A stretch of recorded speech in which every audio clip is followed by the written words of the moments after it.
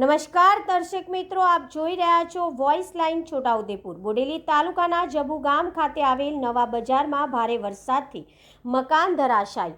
હવામાન વિભાગની આગાહી મુજબ છેલ્લા 2 દિવસથી બોડેલી તાલુકા સહિત સમગ્ર વિસ્તારમાં મુશળધાર વરસાદ વરસી રહ્યો છે। સતત વરસાદના કારણે અનેક નીચાણવાળા વિસ્તારમાં પાણી ભરાવાની સાથે નુકસાની ઘટનાઓ પણ સામે આવી રહી છે। આ દરમિયાન બોડેલી તાલુકાના જબુ ગામના નવા બજાર વિસ્તારમાં આવેલ ગોવિંદભાઈનું મકાન ભારે વરસાદના કારણે 7 વાગ્યાના અરસામાં ધરાશાયી થયું હોવાનું જાણવા મળ્યું છે।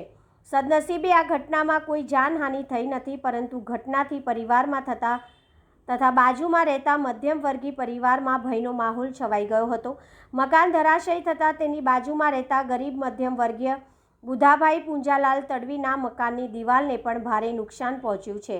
પરિવારના જણાવ્યા અનુસાર દિવાલમાંથી ઈંટ તૂટી પડતા તેમની માસૂમ બાળકીને માથાના ભાગે ઈજા પણ પહોંચી હતી। જ્યારે સમગ્ર મામલે બુધાભાઈના પરિવાર દ્વારા વહીવટી તંત્રને ઘટનાની તાત્કાલિક નોંધ લઈ સ્થળનું નિરીક્ષણ કરવા તેમજ નુકસાનગ્રસ્ત પરિવારને સરકારી સહાય અને દિવાલના પુનઃનિર્માણ માટે આર્થિક સહાય આપવામાં આવે તેવી માંગ કરી છે। ભારે વરસાદના પગલે વિસ્તારના લોકોમાં પણ ચિંતાનો માહોલ જોવા મળી રહ્યો છે। Bureau report Virendrasinh Desai, Bodeli, Chhota Udepur.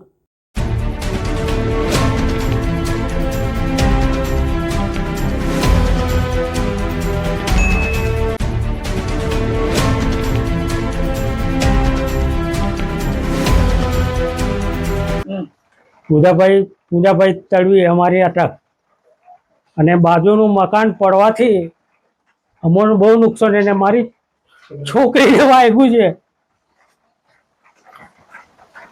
શેના કારણે બાજુનું મકાન પડ્યું?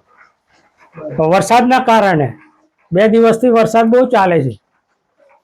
તમારી શું માંગ છે? અમારી માંગ છે કે આ રિપેર કરી આપો કે કાં તો કઈ સહાય આપો।